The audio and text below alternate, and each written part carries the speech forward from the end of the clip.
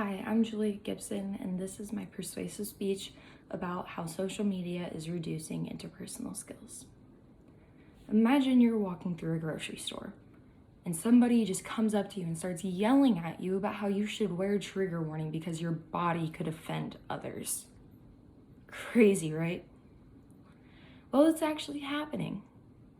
Social media is only exposing those to positive content, making negative content in real life situations hard or impossible to handle and navigate. On social media, someone can only see what they agree with and like-minded people. They're not being exposed to content that they do not agree with. And that is leading to trigger warnings, cancel culture, and a lack of emotions. Trigger warnings are a warning at the beginning of an article, photo, video, etc., warning viewers about possible distressing content, essentially allowing those that are watching to not learn how to cope with their problems. By warning people about the content, they are not being exposed to real-life situations in which they will have to cope with one day. This is not healthy for anybody.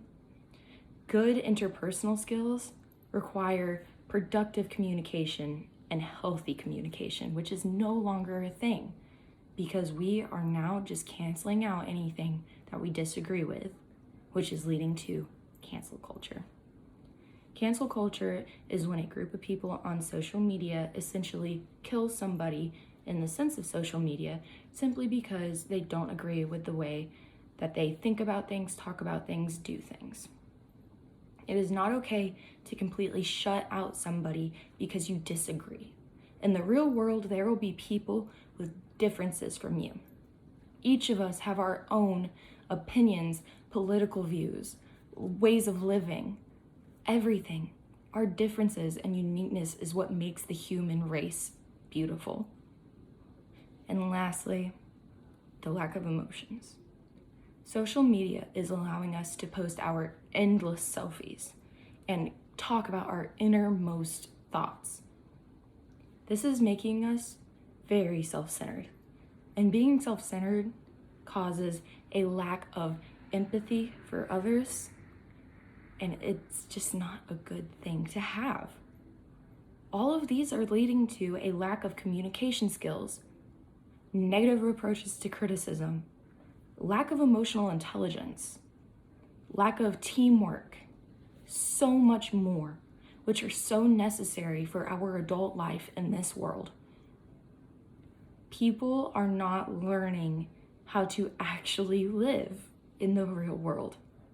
If somebody from 50 years ago saw us today, they would be so disappointed. And I personally don't believe that those people who have already been exposed to this can be saved. But I do think that for those of us who haven't, we need to try harder to strive for excellence. That way we can stand out even more from those others. A job will notice somebody that does have communication skills, teamwork, positive reaction to criticism, and so much more. And they will definitely notice the lack of those. So I leave you here today thinking about whether or not you are lacking those skills that are so necessary for success.